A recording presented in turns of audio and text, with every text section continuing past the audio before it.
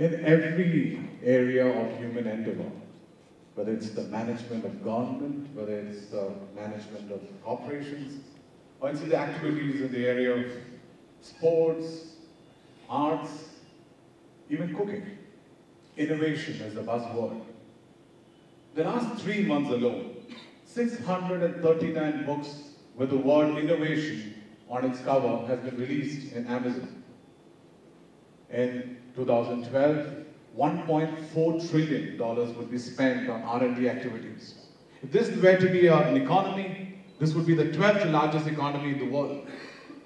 In 2011, 13 lakh more odd papers were published across the world in different scientific journals. So you can logically assume that if 13 lakh such new ideas have come in journals, much more number of ideas would have been discussed across the R&D labs, the brainstorming sessions, and in all the meetings across all the organizations in the world.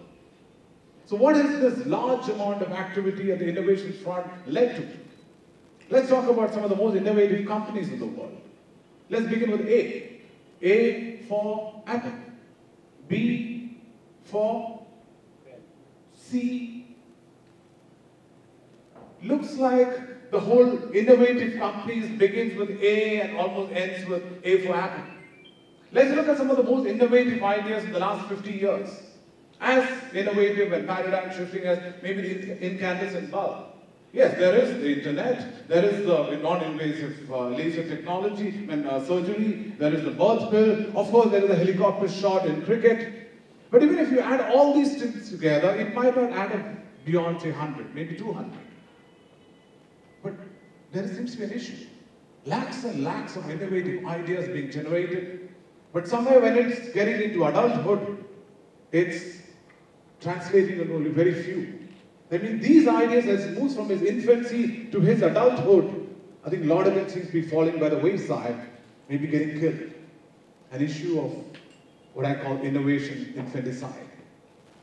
I think unless this issue is understood in its detail, I think all the activity, all the effort, all the money that we spend to generate ideas are going to get wasted because they're not going to get into actual products and services. To get a feel about this innovation infanticide, let's take a closer look at this whole process of how innovation sort of develops. And for that, let's take a look at maybe one of the most innovative ideas in the history of human civilization. In 1831, when Charles Darwin decided to board the HMS Beagle, he got in there as a person to study coral structures and coral islands. Yes, Darwin got there to study coral structures. But as he was studying the coral structures and coral islands, he did look around and saw the animals and the birds and others that were living beside these coral islands. 5 years later, 1836, when the voyage was over, he wrote close to almost 1,400 pages on the geology of coral structures, and he wrote about 350 pages on what he observed over the island and all the birds and the animals. But after he came back, I think he started getting far more intrigued about these things that he wrote on those just 370 pages. And in his autobiography, he says that he came across the idea of natural selection in 1838 when he was reading this book on population growth by Thomas Malthus. But the interesting point is, historian Howard Gruber, who had gone through all the notes that Darwin had written, and the good thing about Darwin was he had noted every bit of thoughts that went through his mind in his whole lifetime. Gruber found that much before, when he announced that he found the theory of natural selection was being written, and he was writing copious and copious notes about it, but Darwin wasn't aware that he had discovered the idea of natural selection until he read that book. But the more interesting facet is, he discovered his idea, 37 or 38, in 1937 or 38, but he didn't feel confident enough to tell the world about it. He didn't write a paper, obviously he didn't write a book. It is in 1848, 10 years later, Alfred Russel Wallace, another naturalist, he went on a trip to the Far Eastern Islands and also went to South America. And he came back with the same conclusion about the theory of natural selection, independently.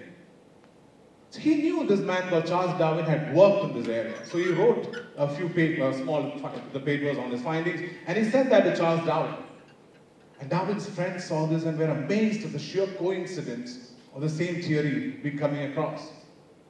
But they were also worried that unless Charles Darwin writes a book, he will lose the distinction of having discovered this idea first. So he prodded Charles Darwin to write this particular book.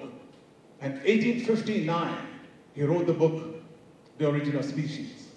12 years later. How can we ever think of someone having discovered such a powerful idea and having to wait for 12 years to talk about it? But if you actually look at a lot of other innovations, you'll find the story is similar. Alexander Fleming found or discovered penicillin in 1828. But he remained as a scientific paper for the next 10 years.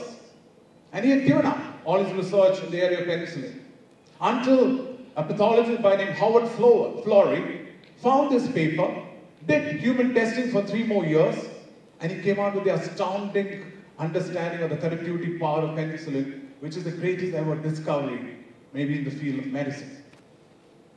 I think the popular science says, ideas as big as the theory of evolution, ideas as big as the discovery of penicillin should be so perfect and so glorious. He should be coming and standing in front of his inventor and says, hey, here, look at me. I'm such a powerful idea. I'm going to change the world. But in reality, even the greatest ideas at its infancy is as imperfect and as insignificant as it can be.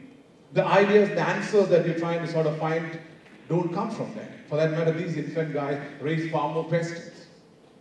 So trying to find a great idea at that stage is almost like we walk into that pediatric ward and among all those kids there lying around, you say, that's the Mr. Universe.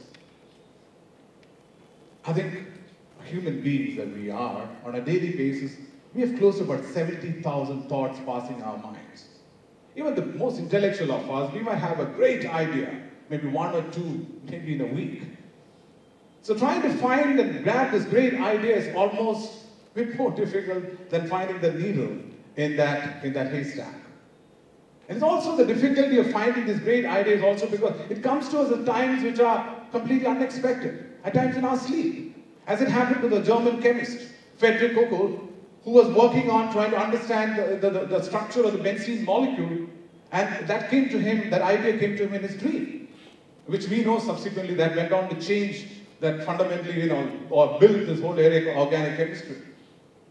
So the first reason as to why innovation infanticide is happening is because even the inventor, when the idea is small and in infancy, cannot make out the full potential or can't really distinguish and say, this is going to be a great idea.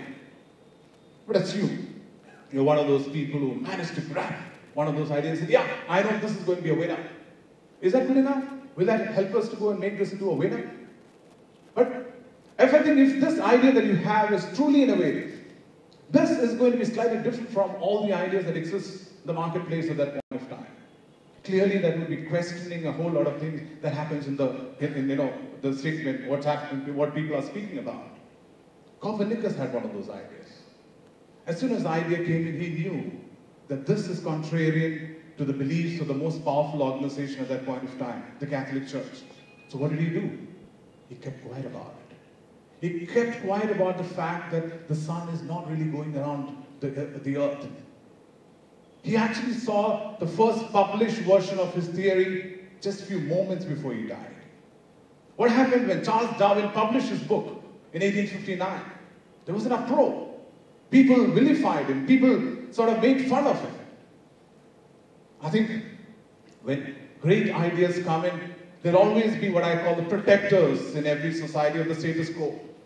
The moment they come across an idea which is fundamentally different from what they believed in, they will do all what they can do to discredit and destroy that particular idea, which questions their very existence. And it's always happened in history. If in the 16th and 17th century it happened to theory of evolution and theory of heliocentric universe, today it's happening to theories like stem cell research and nuclear energy. So the second reason as to why great ideas get killed at infancy is because of the persecution of the people who love status quo. But many times ideas are not killed by someone outsider.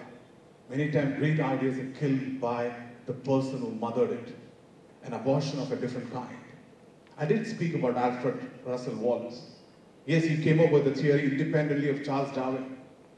And as he looked at that particular idea, he started feeling very uncomfortable about it. Because his deep belief in spiritualism said, you know, and this whole belief in a superpower, he sort of made it, and he always believed because of that human beings who have these superior talents of creativity and intelligence and consciousness cannot be compared to those lower down animals. So that belief was too strong in him. And that belief, what it did to him was, because of the belief, he started tweaking his idea. And he tweaked his idea of natural selection. He said, yes, natural selection happens as far as physical features of the legs and hands are concerned. But when it comes to higher order human talents like creativity and intelligence, no, it's a super being that's going to manage it. So in that whole process of tweaking that idea, he killed the idea. Now you'll realize that all of us are our beliefs that we grew up with. The moment you come across an innovative idea in our mind, which is contrarian to that, we tend to sort of move out of that. So there are 3 reasons as to why I think innovation infanticide happens. 1, the person who invents it, because at the infancy stage, the idea is so imperfect and insignificant, he can't see the huge potential of it down the line. Second is the persecution that comes in from the people, the guardians or the protectors of the status quo. Third is our own internal beliefs makes us believe, no, this can't be a great idea. So what do? How do we move forward? How do we make our ideas, something really rich and powerful enough that it really fundamentally changes the way the world is? Ideas come to us not when our conscious brain is fully active. For that matter, it comes to us when the conscious brain is relaxing. That means great ideas come in when our non-conscious brain, which actually constitutes 95% of our brain, is actually active. So ideas come to us when we are relaxing, when we are going for a casual walk, when we're listening to our favorite music.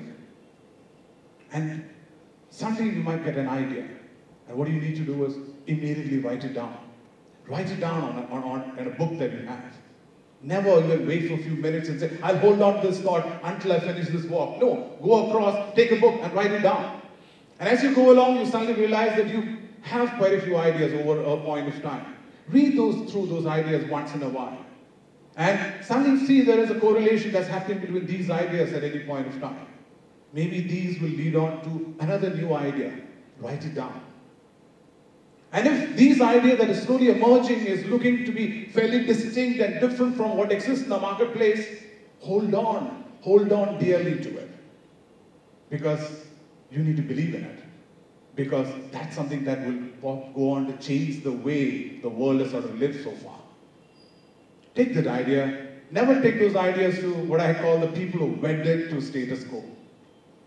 Please don't take your ideas to friends and others who will only praise you and who won't criticize your ideas. Take those ideas to friends who've got a certain healthy disrespect for status quo. I think these friends and discussions with them will allow you to sort of chop all the rough edges around this particular idea and without breaking the idea, and will allow you to perfect this particular idea.